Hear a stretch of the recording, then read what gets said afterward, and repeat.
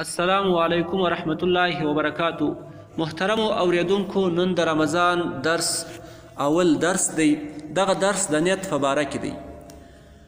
په دغه درس کې اول درې تمهیدي خبرې پیژندل ضروری دي. اوله تمهیدي خبره دا ده چې نیت د زړه و ارادې ته وایي. د ژبې عمل نه دی بلکې دا د زړه عمل دی. د دغه وجې د ژبې او د زړه په مابین کې که تضاد رالی، یعنې د ژبې الفاظ یو څه او د زړه اراده بل څه وه، نو هلته بیا د زړه و ارادې ته کتل کیږي. مثلا یو سړی دی، هغه په ژبه سره دا وویل چې زه به سبا روزه نه نیسم، خو په زړه کې دا قصد وکړي چې سبا به روزه نیسم، نو د دغه سړي روزه بیا صحیح ده. او دویم کس چې بیا دا په ژبه سره ووایي چې زه به سبا روزه نیسم، او په زړه کې دغه قصد او اراده وي چې سبا زما روزه نه ده، روزه نه نیسم، نو د ده روزه بیا نه ده. دغه رنګه په لمانځه کې یو سړی د ماپښین منځ کوي او دی دا ووایي چې زه 4 رکعاته فرض د مازدیګر کوم، په ژبه سره خو دا ووایي، خو په زړه کې د ماپښین منځ وي، نو د دغه سړي دغه نیت صحیح دی، د ماپښین منځ یې ادا سو، که څه هم په ژبه سره د مازدیګر الفاظ ادا کړي دي. خلاصه دا چې د زړه و الفاظو ته په نیت کې د زړه و الفاظو ته دخل دی، د ژبې و الفاظو ته اعتبار نسته. دویم تمهید دا دی چې دا د نصف نهار شرعي دغه اصطلاح د روزې په مسایلو کې ذکر کیږي. نصف نهار پر 2 قسمه دی. یو نصف نهار عرفي دی چې موږ زوال ورته وایو، بل نصف نهار شرعي دی چې موږ و هغه ته نصف نهار شرعي هم وایو. نو نصف نهار شرعي چې وي هغه در نصف نهار عرفي څخه یو څه مخته وي، یعنی د سار د سپېدو راختلو څخه بیا در لمر پرېوتلو پورې چې څومره اندازه وخت دی، د دغه وخت وفره نیمې ته نصف نهار شرعي وایي. د نصف نهار شرعي د معلومولو دویمه طریقه دا ده چې د سار د سپېدو څخه بیا د لمر راختو پورې څومره اندازه وخت وي، دغه وخت نیمه کې بیا د نصف نهار عرفي څخه یعنې د زواله څخه دغه نیمه وباسي، نو دغه نصف نهار شرعي جوړیږي. مثلا صبح صادق یعنی سپیدي چې دی پر 5 بجې دی او لمر پر 6 بجې راخیزي، نو دا 1 ګنټه ټیم دی. اوس به موږ راځو د زواله څخه نیمه ګنټه مخکې نصف نهار شرعي بلل کیږي، نصف نهار شرعي وخت دی. مثلا زوال پر 12 بجې دی، نو پر 11 بجې بیا نصف نهار شرعي دی. او دغه وخت د پاره یو مخصوص ټیم سړی نسی متعین کولی، دا د علاقې او د موسمو او د دې سره کار لري، په دې سره بدلیږي رابدلیږي. درېیمه تمهیدي خبره دا ده چې نیت خو یو عمل دی، او عمل چې دی دا یو وخت غواړي، په هغه وخت کې به دغه عمل کیږي.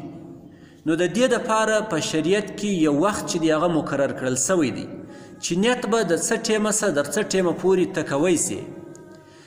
نو اصل خو دا دی چې نیت د صبح صادقه څخه د سپېدو څخه مخکې سړی نیت وکړي، خو که چیرې د سپېدو څخه مخکې یو انسان نیت نه کوي، نو شریعت د ده دپاره دا سهولت چې دی هغه ایښتی دی چې در نصف نهار شرعي پورې دی نیت کوی سي. نو در نصف نهار شرعي پورې که د نیت وکړي د روزې او در دا ټیمه پورې د خوراک و څښاک نه و کړی، نو روزه یې صحیح سوه.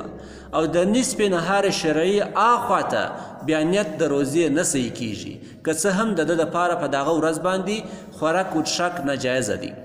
نو د دغه درو تمهیدي خبرو زده کولو څخه وروسته موږ پر دې باندې یو څه مسلې متفرع کوو، یو څو مسلې پر دې بیانوو. اوله مسله، نیت خو د زړه و ارادې ته ویل کېدی. د دغه وجې صرف په زړه کې دغه نیت کول چې سبا زما روزه ده یا زما روزه ده دا کافي ده، او پیشلمی کول هم د نیت قایم مقامه دی. دویمه مسله، نیت خو د زړه سره تعلق لري، د زړه د ارادې سره تعلق لري، نو د دغه وجې په ژبه سره الفاظ ویل ضروري خو نه دي، البته بهتره دي. په ژبه سره بیا الفاظ ویلو دپاره مخصوص الفاظ، مثلا بصوم غد نویت من شهر رمضان چې دا کلنډرانو کې لیکلي وي، یا بصوم غد نویت لفرض رمضان، یا دغه رنګه نور کلمات دا په احادیثو سره ثابت نه دي. د دغه وجې په خپله مورنۍ ژبه کې یا په کومه ژبه کې چې دته اسانه وي د نیت الفاظ دي ادا کړي. درېیمه مسله، د نیت تعلق خو د زړه سره و، د دغه وجې صحیح سړی او مریض سړی، مقیم سړی، مسافر سړی د ټولو د نیت یوه طریقه ده. څلورمه مسله دا ده چې په درېیم تمهید کې موږ دا وویل چې د نیت اصلي وخت چې دی هغه د صبح صادقه څخه مخکې دی، او بیا در نصف نهار شرعي پورې اجازه سته. نو د دغه وجې که یو څوک د صبح صادقه څخه مخکې یا د سپېدو څخه مخکې د روزې نیت وکړي، بیا د ده دپاره په دغه ورځ باندې روزه بغیر عذره ماتول ناجایزه او ګناه ده. که چیرې ماته کړي په قصد سره نو قضا او کفاره دواړه ورباندې لازمیږي. خو که دی د صبح صادقه څخه مخکې نیت نه کړي بلکې د صبح صادقه څخه وروسته نیت وکړي، نو په دغه ورځ باندې بیا د ده دپاره بغیر عذره روزه ماتول خو ناجایزه دي. البته که چیرې ماته کې صرف قضا ده، کفاره نه لازمیږي. ولې چې د روزې اصل نیت چې و هغه د سهار د سپېدو څخه مخکې ولو. او که ګه سره نیت ونه کړي یعنې در نصف نهار شرعي پسې ورواوړي، نو که څه هم دی لوږی او تږی وي خو دا روزه یې صحیح نه ده. او پنځمه مسله دا ده چې د روزې میاشته خو د روزې د نیولو دپاره متعینه ده. د دغه وجې په دغه د روزې په میاشته کې که سړی د نفل نیت وکړي یا د قضا نیت وکړي یا د نظر نیت وکړي، یو نیت هم نه صحیح کېږي. دغه ټول نیتونه د روزې د فرضي روزې ګرځي او فرضي روزې په ځای کې درېږي. نو نن درس په تفصیل سره بیان سو. د کم چا چې په کم ځای باندې سر نه وي خلاص سوی هغه دې په کمنټ کې خامخا پوښتنه وکړي او خپله رایه هم را سره شریکه کړي چې در څو اندازې پورې ستی سر ورباندې خلاص سوی دی. السلام علیکم ورحمة الله وبرکاته.